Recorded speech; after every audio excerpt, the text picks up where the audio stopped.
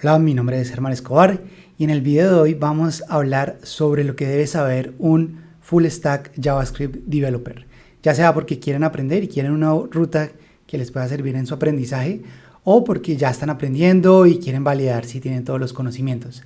Ahora, vamos a ver que hay unas herramientas y unas tecnologías más importantes que otras y la idea también en este video es ver qué deberían saber bien y practicar y qué deberían simplemente conocer, ¿no? Para que también puedan como priorizar su aprendizaje. Entonces vamos a hacerlo, no va a ser en orden, pero tenemos estas categorías y cada una se va a expandir y vamos a ir viendo qué más en qué más se divide esa categoría, ¿no? Entonces comencemos con metodologías ágiles de desarrollo, que es de hecho lo primero que enseñamos en el bootcamp de Make It Real. Y acá tenemos Scrum, que es la metodología ágil por defecto que deberían saber. Y ahí que deberían saber como cuáles son los roles de Scrum, qué son los sprints, cuáles son las reuniones que se deben hacer, cuáles son los ciclos de esos sprints. MVP es el producto mínimo viable, entonces, ¿qué significa crear un producto mínimo viable? Eso también es importante que lo sepan. Kanban es otra de las metodologías. Aquí la puse como por ejemplo, pero hay muchas otras, XP, hay varias que uno realmente no es necesario saber, con que sepan una de esas como Scrum es suficiente. Bueno, pair programming es importante. ¿Qué es pair programming? Que es esa técnica en donde dos personas trabajan juntas en el mismo código y siempre hay alguien que escribe y el otro que dicta y se van turnando.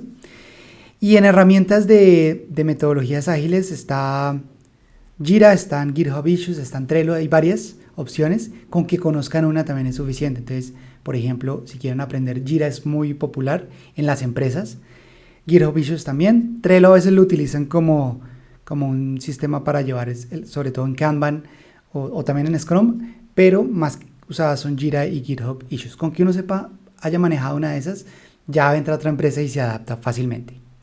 Hablemos de las herramientas más importantes que deben conocer. Entonces, la línea de comandos es una herramienta fundamental que todo desarrollador debe manejar, o también conocida como la terminal, la consola, que nos permite ingresar comandos, y los desarrolladores todavía utilizamos la línea de comandos bastante. Un editor de texto, generalmente hoy en día VS Code tiene la mayoría del mercado, así que les recomiendo ese editor de texto, Visual Studio Code de Microsoft. Bueno, y acá hay otras, Docker, que es un sistema para crear contenedores dentro de un computador y se utiliza mucho para no tener que estar instalando muchas cosas en el computador, sino se descargan las imágenes de Docker, los contenedores, y se ponen a correr. Eso se utiliza hoy mucho para todo, ¿no? Como para configurar el ambiente de desarrollo, para hacer testing, etc. Bases de datos, existen dos tipos de bases de datos, relacionales y no relacionales, saber cuál es la diferencia. Y que las relacionales, ejemplos de relacionales están MySQL, Postgres, saber alguna de esas, como saberlo utilizar. No tienen que ser expertos, pero al menos sí deberían haber hecho algo con alguna de estas bases de datos. Y no relacionales, hay muchísimas, pero por poner unos ejemplos, MongoDB es una de las más populares, Redis es muy popular. También, de nuevo, hacer algo, así sea básico, con cada una de ellas es importante, como que antes de salir a encontrar un empleo, ¿no? Es como, esos son requisitos que deberían hacer antes de salir a encontrar un empleo. De Git, tenemos el manejo básico de Git, ¿no? Como hacer commits, cómo hacer push a un repositorio remoto, pero también muy importante, cómo hacer un pull request, revisar un pull request, integrarlo, por ejemplo, en GitHub, que ahorita vamos a hablar como de esos servicios, pero sí, al menos tener un entendimiento de Git bueno, sí es importante que lo estudien, que lo manejen. El Developer Tools, muy importante, las herramientas del desarrollador, que las podemos abrir acá, no, aquí no, pero en otra pestaña la podemos abrir, inspeccionar, y son estas de acá. Entonces, saber qué hace pues cada una de estas pestañas o las más usadas, por ejemplo, los elementos, la consola, las fuentes, la red, cómo ver todas las peticiones de red, bueno, entre otras. No vamos a entrar como en detalle, pero es importante que sepan cómo abrir las herramientas del desarrollador, cómo utilizarlas. Kubernetes es una herramienta que nos permite desplegar aplicaciones en cualquier servicio. Ahorita vamos a hablar de los servicios, pero Kubernetes se utiliza, yo diría que al menos deben saber qué es. No tienen que haberlo utilizado para encontrar un empleo, pero les puede ayudar, como eventualmente vale la pena hacer un ejemplito con desplegando una aplicación en Kubernetes local, por lo menos, y ya después, si lo necesitan, pues lo pueden hacer en Kubernetes. Uno lo encuentra en todos los servicios de infraestructura como AWS, Azure, Google Cloud, todos tienen su servicio de Kubernetes. Bueno, esas son como las herramientas más importantes. Seguro se me pasan muchísimas, pero estamos aquí tratando de hacer lo más rápido este recorrido por como hacer un panorama de todo lo que se necesita saber como desarrollador web full stack JavaScript, ¿no? Ahora, algoritmia. Entonces, algoritmia es de esos conocimientos que muchas empresas lo piden para hacer los ingresos. Las pruebas las hacen con algoritmia, pero en el día a día no se utilizan tanto, ¿no? Pero al menos que tengan una idea de qué es la complejidad y esto del Big O Notation. En Make It Real, en el canal de YouTube, tenemos un muy buen curso sobre algoritmo básico, sobre estos temas: pseudocódigo, recursión es muy importante, programación dinámica, estructuras de datos que sepan al menos qué son las listas encadenadas, los árboles, los grafos. Eso es importante como de algoritmia. Y como les digo, en el día a día no es que uno utilice mucho esto. De pronto recursión sí se utiliza bastante, pero más que todo como para pasar algunas pruebas en algunas empresas vale la pena dedicarle un tiempo a algoritmia y practicar ejercicios de algoritmia, ¿no? Dejemos hasta ahí por este lado. Ahorita seguimos con estos otros, pero vamos a irnos por estas. Estos ya son como lenguajes y protocolos, diría yo. Entonces tenemos HTML y CSS, que es básico para crear las páginas web. La estructura es el HTML, el CSS para darle formato. Entonces saber crear los elementos básicos de HTML, tablas, formularios, párrafos, imágenes, etc. Y poderle poner estilos, como el color de fondo, crear las reglas CSS con el color de fondo, con las fuentes, con el modelo de caja, que es como el padding, el margin, el borde. Ese tipo de cosas es fundamental y es lo que uno encuentra en cualquier curso básico de HTML y CSS. Eso uno lo deben saber, deben practicarlo. Ahora, ¿qué más es importante de HTML y CSS? Que sepan bien. Flexbox. Yo les recomiendo dedicarle un buen tiempo a Flexbox, porque hoy en día Flexbox nos permite definir como la distribución de los elementos y es lo que se utiliza hoy en día por defecto para hacerlo. Entonces, para aprender a manejar bien Flexbox es importante. Lo mismo Responsive Design, para que su contenido se adapte a diferentes pantallas. Entonces, saber qué son los media queries, qué significa mobile first y saberlo utilizar y hacer algún ejemplo con eso, ¿no? Digamos, sus aplicaciones de ejemplo que hagan, traten de hacerlas mobile first y que se adapten bien a las diferentes pantallas. Conocer al menos un framework, yo diría que de HTML y CSS. Hay muchísimos, pero aquí puse solo dos: Bootstrap, Tailwind. Si no tienen una elección, yo iría con Bootstrap, que es uno de los más populares. Está perdiendo un poco de popularidad, pero igual con que ustedes sepan uno, después coger otro es relativamente fácil. ¿Qué es importante dentro de alguno de estos? Sobre todo haber manejado una grilla. Entonces, de nuevo, miren bien la grilla de Bootstrap, cómo se organizan las columnas y las filas, los contenedores, porque eso les va a permitir como organizar los elementos muy rápidamente. Por ejemplo, la grilla de Bootstrap está hecha sobre Flexbox. Entonces vale la pena saber bien cómo funciona una grilla de algún framework, ¿no? CSS Grids. Ahora CSS tiene su propio estándar de grilla, pero todavía es más fácil utilizar yo diría que todavía es más fácil utilizar otra grilla por aparte. Pero vale la pena saber que CSS Grids no es muy popular, la verdad, pero sí al menos que sepan hacer una grilla básica en CSS Grids, ¿no? SAS es más que todo, lo utilizan muchas empresas, y PostCSS ya son herramientas o lenguajes que agregan funcionalidades a CSS como tal, le dan como unos ciertos superpoderes a CSS. Entonces SAS es un lenguaje de programación completo que nos permite generar CSS mucho como más complejo.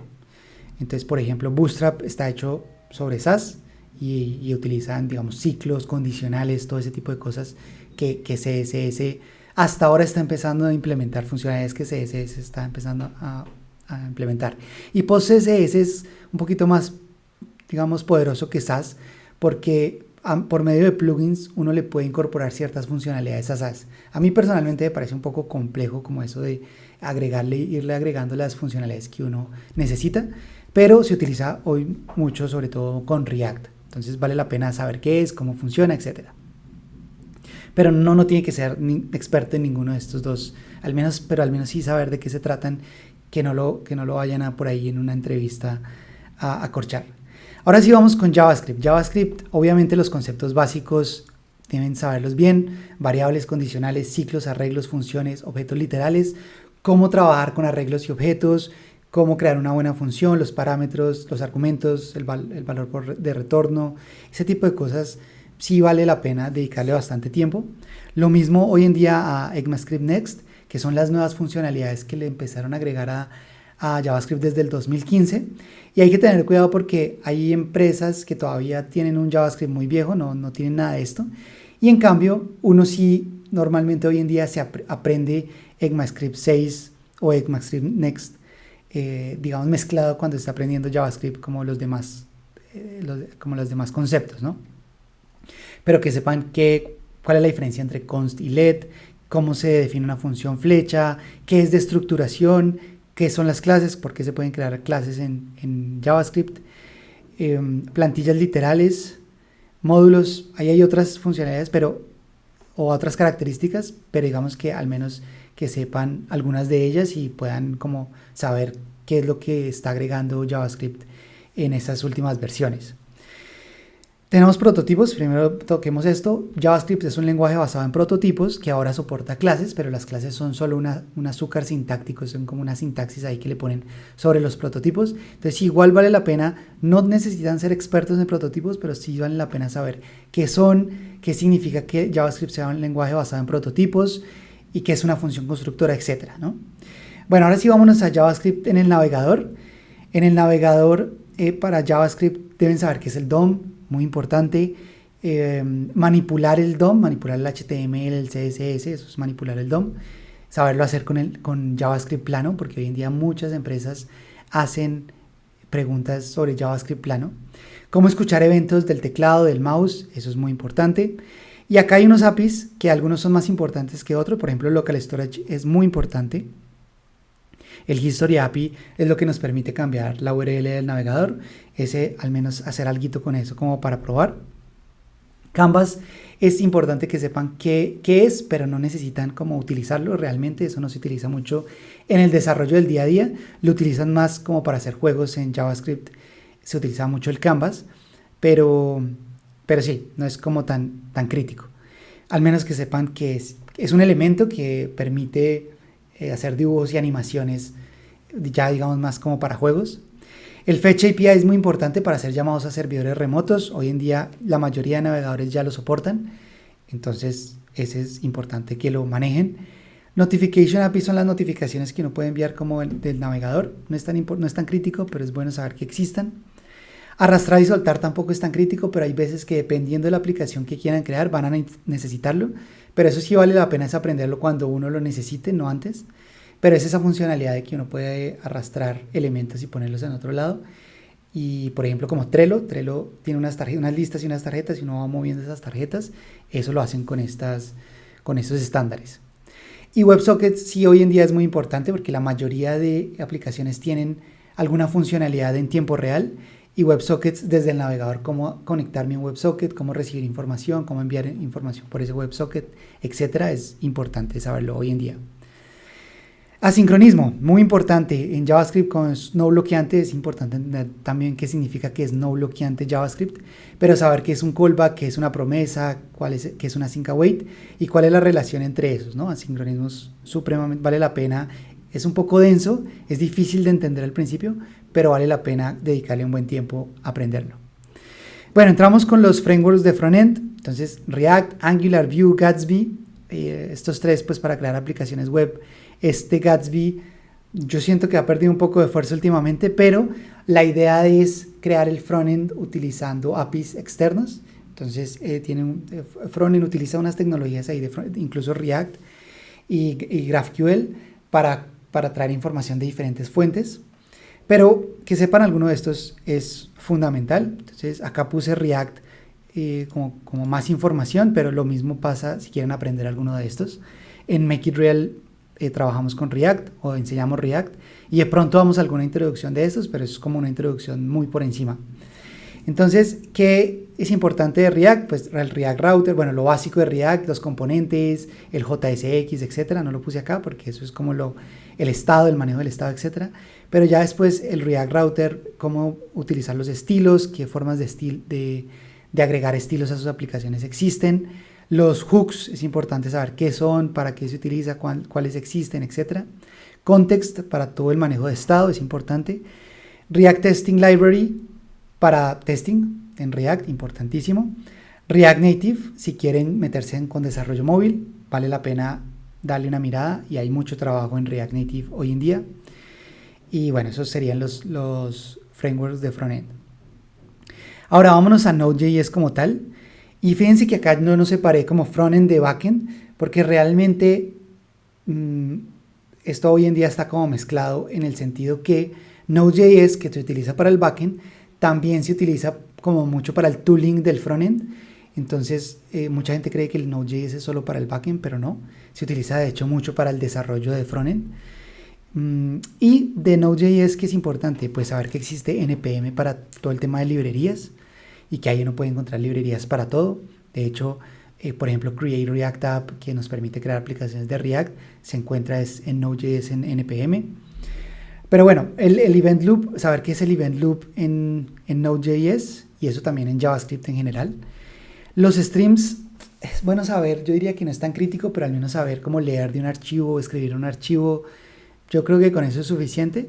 Pero el streams uno lo puede también aplicar para no solo para guardar y leer de archivos, sino también para leer de la red, cualquier tipo de entrada y salida, uno utiliza streams y ahí hay como todo un conocimiento que uno puede profundizar todo lo que quiera, pero con que sepan leer y escribir un archivo de Node.js ya está súper bien como para empezar con streams.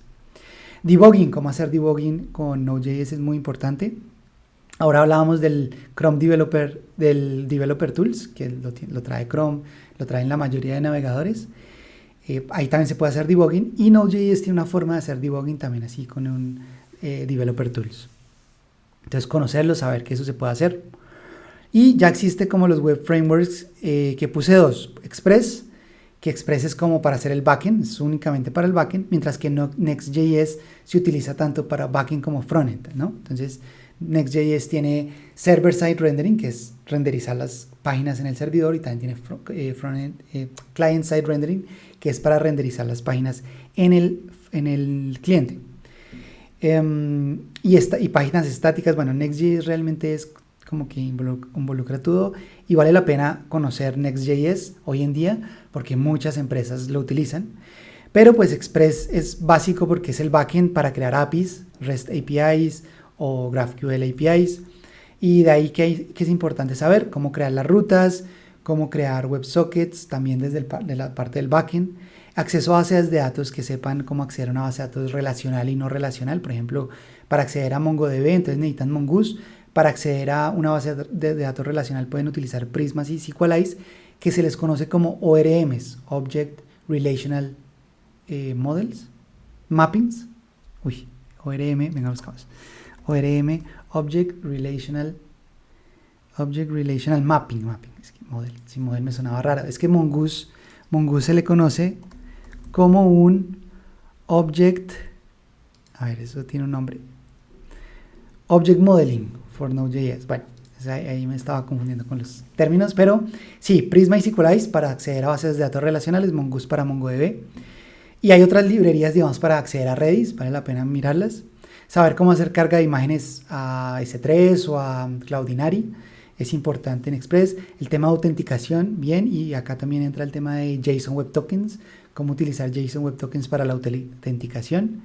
Y todo el tema de testing, que siempre es fundamental saberlo, ¿no? Una funcionalidad no está terminada hasta que no se terminó el testing. Ok, eso entonces por el lado de... Aquí dice. Por el lado de Web Frameworks en el backend, ¿no? Bueno, y en Next.js, como dijimos, también en el front. Ahora, esto es más bundlers, es más como empaquetamientos o tooling para el frontend.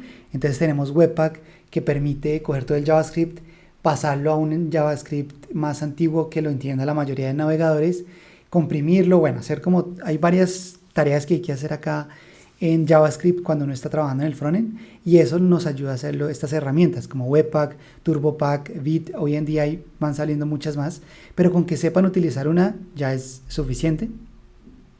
Si están utilizando de pronto Create React App, eso ya trae por debajo Webpack, aunque puede que más adelante lo cambien. Entonces sí vale la pena de pronto hacer un ejemplito con alguna de estas para cambiar ese Create React App y probar otro, pero pues la idea es la misma, ¿no? Es como que se encarga de todo, de unir todos los archivos de JavaScript, pasarlos, transpilarlos a una versión anterior para que lo soporte la mayor cantidad de navegadores y uno poder, digamos, desarrollar con las últimas características.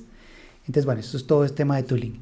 Y testing, acá tengo una librería que se llama Jest, muy importante. Hay otras, pero con que sepan una está bien para hacer testing. Y ahorita vamos a hablar como de, ahorita acá tengo al otro lado, déjenme miramos eso, que sí, acá ya están más como los conceptos de testing que deben saber, ¿no? Como pruebas unitarias, qué son pruebas unitarias, qué son pruebas de integración, qué son pruebas end-to-end, qué es load testing, que load testing es para probar una aplicación que no se vaya a caer, ya digamos de carga, una prueba de carga es esto. Web testing de usabilidad, que cuando ya traemos más personas a ver si el software o es intuitivo. También hay un concepto muy importante que es Test Driven Development, donde uno crea las pruebas primero y después crea el código que pasa esa prueba. Entonces, bueno, ahí hay varios conceptos importantes, pero acá, digamos, es más práctico ya con la librería de Jest crear esas pruebas, qué es un suite de pruebas, cómo definir una prueba, qué son los assertions, ese tipo de cosas es importante que lo sepan en testing, ¿no? Y por último, estas herramientas también, que son linters y prettifiers, que nos permiten como que el código sea lo más consistente posible, que esté bien formateado. Son herramientas que todo proyecto debería tener, entonces vale la pena configurarlo para el proyecto que estén haciendo. Un linter y esto no es un prettifier, sino vamos a ponerle más bien code formatter. Prettifier ya es una librería que existe para hacer esto, ¿no? Entonces, bueno, vamos devolviéndonos acá. Y eso es como de Node.js como tal lo más importante. Ya vimos los frontend frameworks en JavaScript. Sigamos, JSON. JSON es un formato de intercambio de información que se puede utilizar hoy, es muy popular hoy en día para pasar información del frontend al backend y viceversa, porque se parece mucho a los objetos de JavaScript. Entonces es muy usado hoy en día, pero hay otros formatos como XML que realmente hoy en día vale la pena saber que existen, pero no es necesario como haberlos utilizado. HTTP es el protocolo más importante que todo desarrollador y desarrolladora deben conocer. Vale la pena dedicarle un buen tiempo a entender cómo es la estructura de un mensaje de HTTP, de una petición, de una respuesta, cuáles son los verbos HTTP, el GET, el POST, etcétera. Cuáles son los diferentes códigos de respuesta, cuáles son los 200, 300 que hace cada uno de esos, 400, 500. Entender muy bien el protocolo porque es lo que nosotros manipulamos en el día a día para hacer nuestras aplicaciones. TypeScript hoy en día es fundamental, vale la pena aprenderlo. Entonces, diferente de JavaScript, ¿qué necesita uno saber de TypeScript? Porque TypeScript se convierte después a JavaScript, pero permite definir tipos, utilizar tipos. Que JavaScript es dinámico, entonces JavaScript infiere el tipo a medida que va ejecutando el programa. En cambio, en TypeScript uno puede definir los tipos en tiempo de desarrollo y él le va mostrando los errores como si uno está utilizando los tipos de forma errónea, que solo va a salir en tiempo de ejecución si uno está utilizando JavaScript. Entonces, que un lenguaje tenga tipos tiene toda una serie de consecuencias y hay que entender esas consecuencias en TypeScript, ¿no? Las interfaces, los genéricos, este tipo de cosas es importante saberlas como ya dentro de TypeScript y saber que TypeScript pues tiene unas ventajas y unas desventajas, ¿no?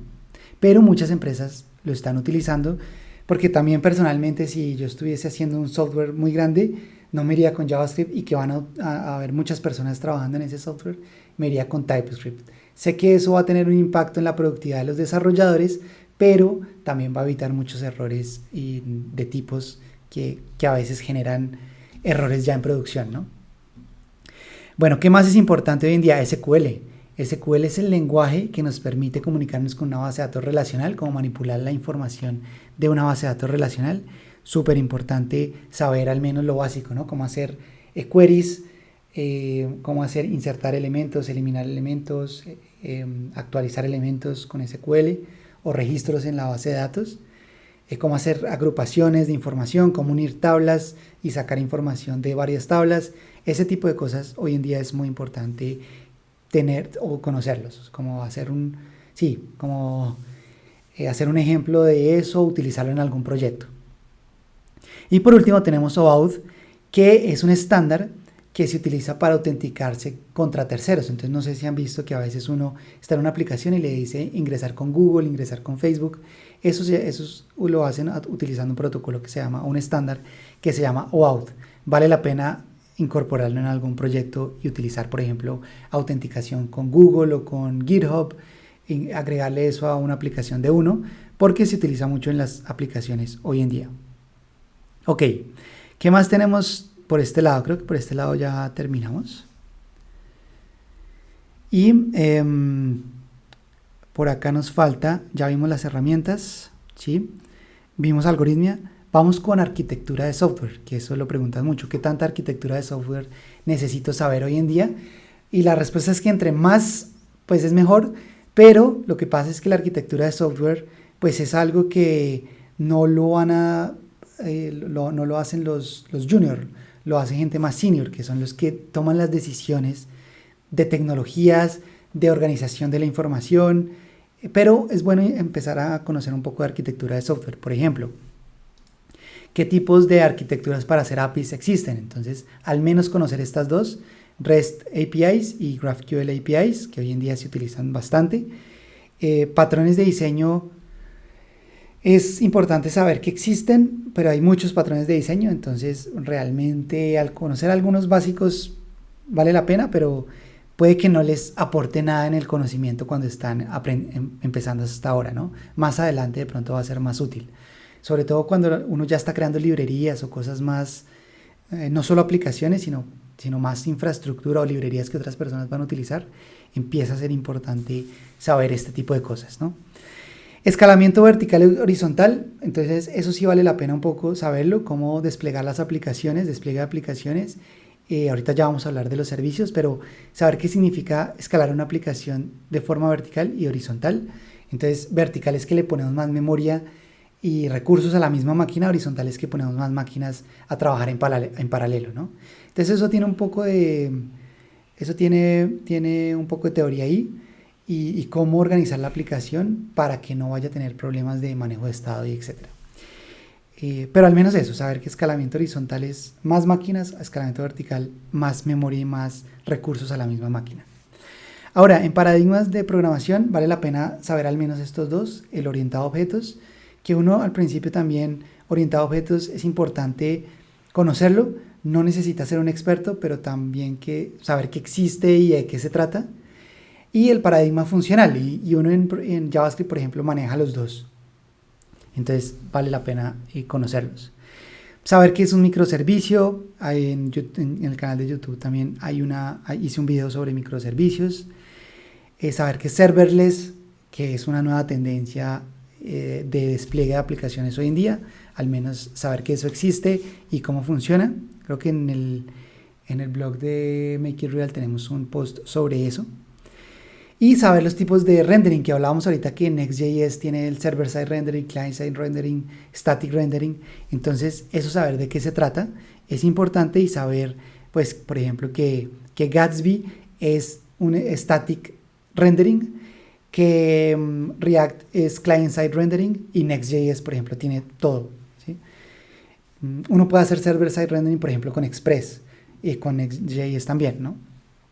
Pero bueno, eso yo diría que arquitectura de software es empezar como a mirar, como si están empezando, como lo básico, pero tampoco se van a, digamos que a estresar por saber toda esta información, ¿no? Eso a medida que uno va haciendo aplicaciones y va entendiendo un poco más, es que empieza a tener sentido empezar a ahondar en estos temas. De seguridad de aplicaciones hay que saber algunas cosas. Uno no tiene que ser experto en seguridad porque hay gente que se dedica únicamente a seguridad, pero sí al conocer algunos términos, por ejemplo, qué es JSON Pollution, porque con eso pueden hacer ataques, qué es un site, esto es un server side, mire, hasta a mí se me olvidó, este es un XSS, es cross-site scripting. Entonces es que inyectan un script en la aplicación de uno y lo corren y eso puede enviar información de nuestros usuarios. Esto es SFR, esto es no, esto no es. Esto es Cross Site Request Forgery, en donde se roban la información de otras personas. Entonces, saber qué significa eso o que eso existe y que existen unos estándares también de seguridad. El más reconocido es este OWASP, que es precisamente el que me salió este resultado. Entonces, saber que existen estándares de seguridad que, digamos, listan como todo lo que uno tiene que tener en cuenta de seguridad. A veces, obviamente, pues es mucha información, pero saber lo básico o que eso existe realmente, no es más que eso. Entonces, fíjense, cross-site request forgery es un ataque que forza al usuario a ejecutar. Entonces esto es lo que les decía antes, nos obligan al usuario a ejecutar algunas acciones con scripts, y XSS entonces inyectan scripts en un website en el que uno confía. Ok, no sé bien cuál es la diferencia de esos dos, pero bueno, al menos saber que esos dos existen. Servicios, ahora sí veamos algunos servicios importantes que deben conocer. Almacenamiento, entonces, ¿dónde puedo almacenar archivos, imágenes? Y ahí hay muchas opciones, aquí listé dos, AWS. En cada uno tengo como unos ejemplos, pero lo importante es como qué tipo de servicio deben conocer. AWS S3 es para guardar archivos, Cloudinary. Envío de correos, alguno de estos, SendGrid, Mailgun, Postmark, hay muchos, pero al menos conocer uno. De despliegue, entonces Heroku, Railway, Vercel, AWS, Netlify, de nuevo al conocer algunos de esos, donde desplegar la aplicación. De integración continua, de despliegue continuo, entonces Jenkins, conocer alguno de estos. Con que sepan alguno, ya uno después se adapta a cualquier otro, pero sí haber utilizado al menos uno. De Git, entonces, ¿qué servicios de Git en la nube tenemos? Bitbucket, GitHub, GitLab, también de nuevo con uno que uno utilice está bien. Y pasarelas de pago, ya hay bastantes, pero al menos que uno haya utilizado una. Entonces Stripe, Mercado Pago, PayU y Payco, alguna de esas que utilicen, ya después uno de nuevo funcionan muy similar todas, pero lo importante es como la categoría, ¿no? De pasarelas de pago, de Git, de integración continua de estos servicios. Entonces, bueno, seguramente nos faltaron varias cosas acá, pero la idea es que tengan un panorama de lo que uno debe saber, que yo sé que si desplegamos todo esto es bastante información y bueno, es algo que uno nunca termina de aprender, siempre uno está aprendiendo más cosas en el desarrollo web y móvil. Espero que este video les haya gustado y hasta la próxima.